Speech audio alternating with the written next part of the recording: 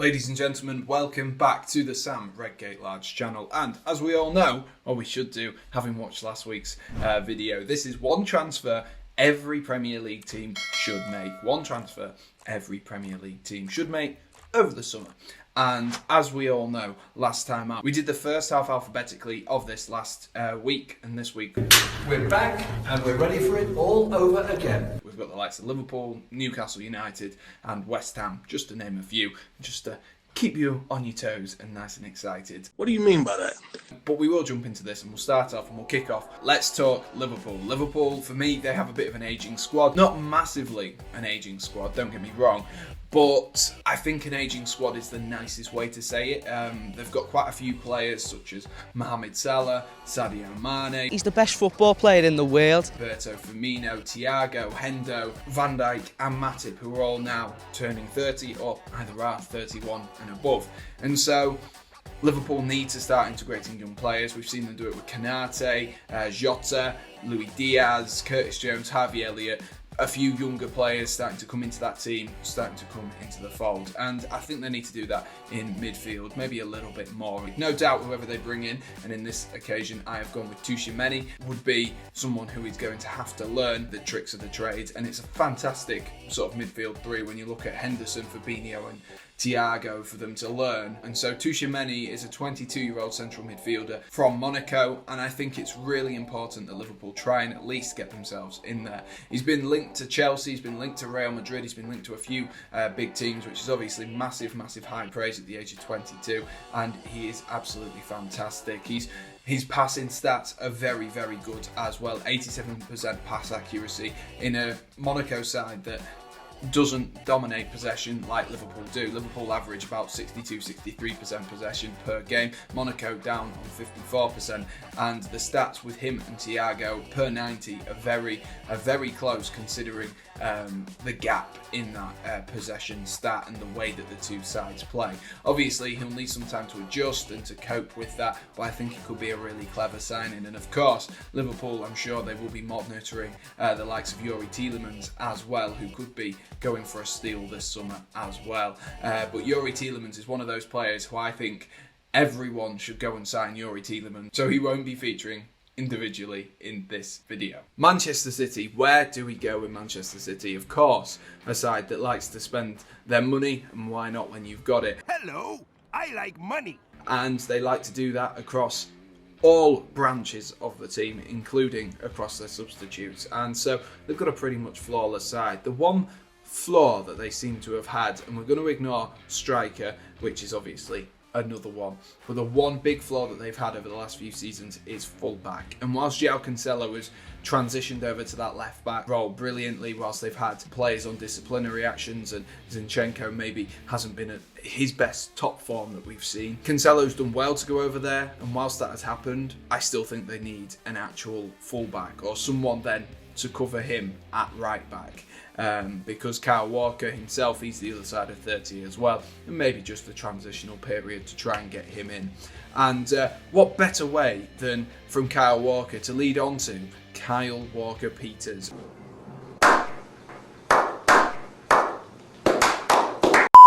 And that's possibly the worst setup I've ever done for a new player in a video. But Kyle Walker-Peters, he's had a brilliant season at Southampton this season, getting the plaudits that he may think he rightly deserves, and I think he deserves. He's had a good season. He's been really good. And of course, like I say, City do need a fullback, and he's going to be a fullback who is, I say, minimum Europa League quality already. City need it. They definitely do. They've played Stones and Ake as a fullback this season when Cancelo and Walker and Zinchenko have struggled or maybe been injured or needed some rotation. So bringing in that extra fullback, I know he's more typically a right back, but he is a right back who can play at left back as well. So bringing in that extra fullback will just give him that little bit of depth and really help Manchester City. Manchester United, of course, they're going to go through this massive restructure when Erik ten Hag comes in, and we could have a fun game of who stays and who goes, but that could take a whole video in itself and about 30 minutes worth of discussion and debate per player. But they will need this overhaul, and I'm going to start off with midfield, and I'm going to make a suggestion. We see, don't we, when a lot of managers come in and bring players that they used to manage, and that's just natural because you know the player. And I think Erik ten Hag could do this and bring in Ryan Gravenberch from Ajax, and I think this could be a really, really good signing for Manchester United. He's only 19 years of age and he's been showing top class quality in the Eredivisie over the last couple of seasons, and of course plays Champions League or Europa League football for Manchester United as well. Erik ten Hag knows him. He can play as an 8 and maybe as well as a 6, but better as an 8, and so to partner the likes of Fred and Bruno in that midfield, who I think are two of the likely players to stay at Manchester United, I think that could really, really work well. Obviously, you've then got the question of who goes in at number 6, but that'll be something else that they'll have to sort. But I think Ryan Gravenberch, at the age of 19, could do a lot. Newcastle United. To be honest with you, I'd be surprised if Newcastle make wholesale changes again, considering they made 6 or so changes over January. So as a result of that, I am looking at a small change and just one that is going to improve their squad. I'm going to look for a goal-scoring winger. And what gave me the inspiration from this is I was watching Newcastle versus Norwich, and whilst it was a good performance from Jacob Murphy at the weekend, I don't think he's quite at the level which Newcastle want to progress to. I've gone with Emmanuel Dennis of Watford, and whilst Watford could be getting relegated this season and most likely will be, they can get him at a cut price. Of course, Ismaila Sarr as well will be looking to try and get his way out of Watford. He won't want another season in the Championship, you would like to think, both of whom are good enough quality to stay in the Premier League. And we've seen this season with Emmanuel Dennis, 10 goals, 6 assists so far in the Premier League, scoring goals, scoring above his XG as well, being really proficient and excellent off the left-hand side, the right-hand side and through the middle. Could be a really vital player for Newcastle, especially with the injuries to Callum Wilson, who seems to be injured quite a lot. And then it offers something else. If Chris Wood needs a break, then you can bring back in the likes of Jacob Murphy, Ryan Fraser on that right hand side and play Emmanuel Dennis through the middle. It offers a lot of potential to even restructure the team just on the pitch, having Emmanuel Dennis there, and I think he'll provide that first team quality that could just take them just up a level. That is the glaringly obvious position. If Ryan Fraser gets injured, who plays on that right hand side? And I think Emmanuel Dennis is someone who can play all 3 positions in those attacking areas. I think he can be fantastic for Newcastle United. Norwich City, unfortunately enough for Norwich, it looks like another season in the Championship once again, yo-yoing up and down, up and down, up and down.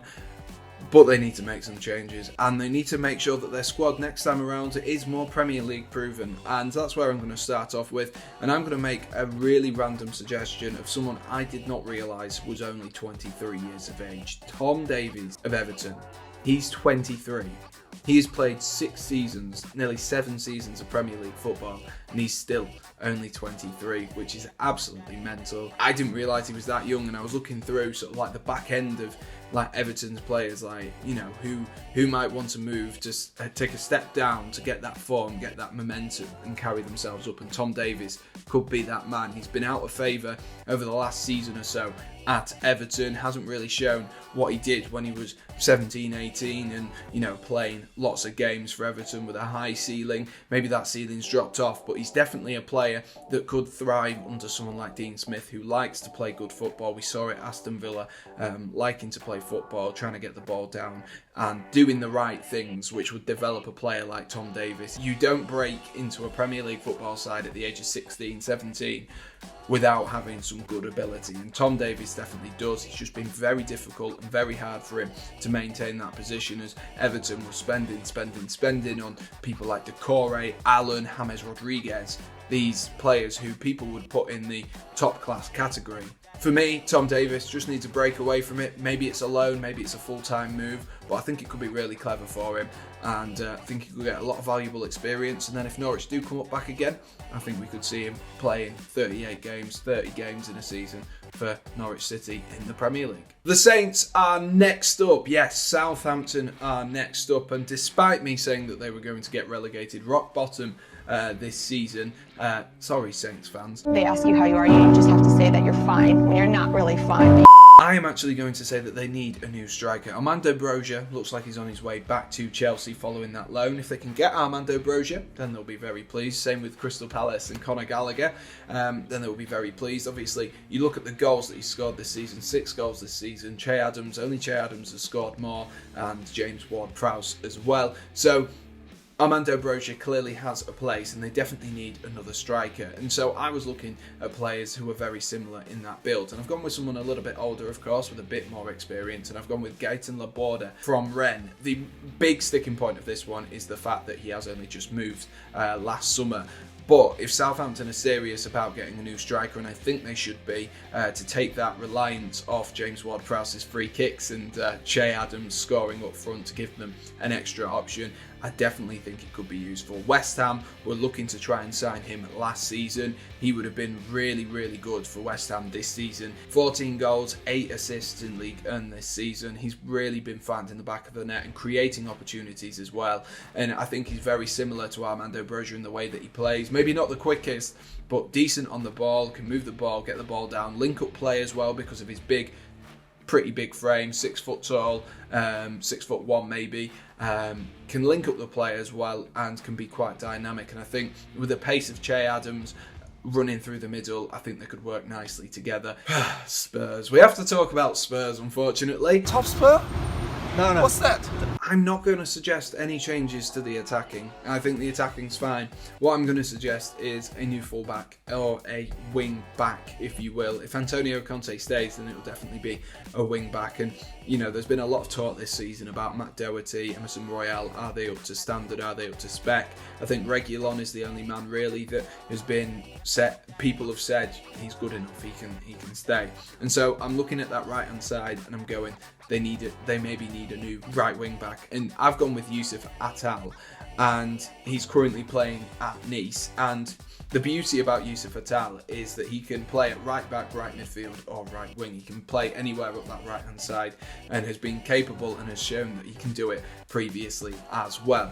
And so that's a really important part to look at for Spurs. If they can keep Conte, I think he'd slot perfectly into an Antonio Conte side. Attal can definitely create opportunities. He can score goals as well. He's been known to score goals from those wide positions, and I think he could be really useful as that right wing back, especially if you've got someone powerful and strong like Japhet Tanganga in at that right centre half role. I think the combination of the two would be really, really good. So the final of the relegated sides, or the sides I think are going to get relegated, I've gone with Watford, of course. And I think Watford need some young fresh talent to come through, and I think they should get someone on loan, and I think that player should be Rhys Williams of Liverpool.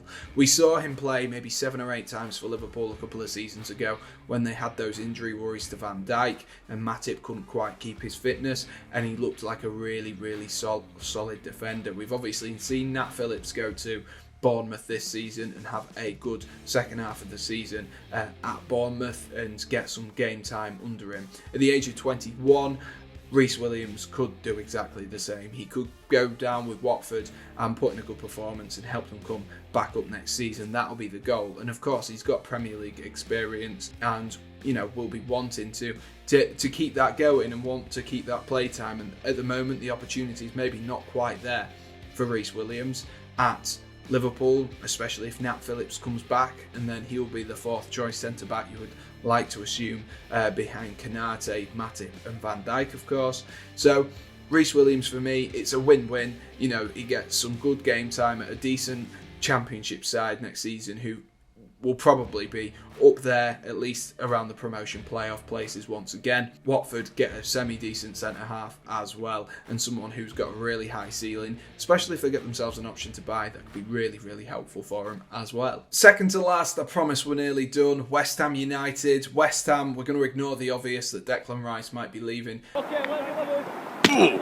And what we're going to do is we're going to focus, say they keep everyone in their team, and we're going to focus on the weakness for me. And I think that weakness, actually, unfortunately for Michail Antonio, I think is up front. I don't think he's got that quality at the moment. I think we saw him performing at his max last season and the beginning of this season, and I think he reached the top of his ceiling, if you will. The player I'm going to suggest is obviously a big one. If Everton they're having financial problems. They'll want to sell either Richarlison or Dominic Calvert-Lewin. And I think Dominic Calvert-Lewin should try and get himself a move to West Ham United, especially if West Ham manage to get themselves Champions League football via the Europa League. Then that could be really, really interesting. Dominic Calvert-Lewin obviously wants to be able to push over the back end of this year to try and get himself into that England squad, having tough competition from the likes of Patrick Bamford and I'm sure Tammy Abraham as well. So I'm sure he'll have some tough competition when players are fit. Danny Ings as well is another player who will be wanting to prove himself, and Dominic Calvert-Lewin, especially if they go down, won't want to be in the Championship. I think there's definitely room to improve there. If they can keep Declan Rice and then put Dominic Calvert-Lewin up front as well, West Ham, they're going to have a very, very good side. Maybe not Champions League quality, and they might struggle next year trying to get themselves in, but a very, very good side if you ask me. Last but not least, we're going to go with Wolves. Since losing Diego Jota and of course Adama Traore, they have maybe lacked a little bit up front this season. They've been one of the lowest goal scorers despite having a good defensive output in the sense of not conceding too many goals. And so defensively, I'm going to leave them alone. So I'm going to say that they need a winger themselves. And that winger I'm going to go with, again, is another Everton player, because I think Everton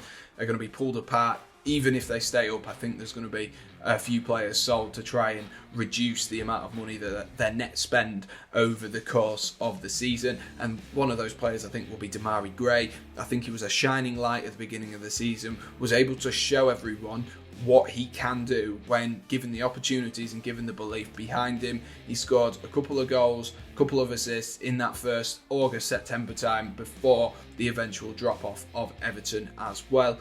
So I think it could be really, really work, because I think that's what Wolves have been lacking. They've been lacking maybe a strong, powerful dribbler, someone who will drive himself into the box and then take a shot, not be afraid, have good feet as well, but also a clinical eye for goal. And he's definitely up to that first team quality in my opinion.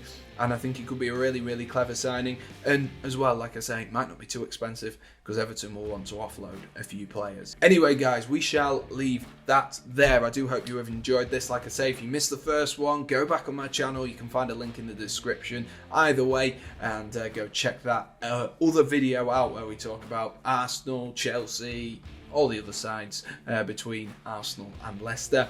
And of course, if you do enjoy these two videos and you want to stick around on the Sam Redgate-Large channel, be sure to smash that like button and do hit subscribe as well. Thank you for watching, guys, and I'll see you at the weekend for a nice watch along. Cheers!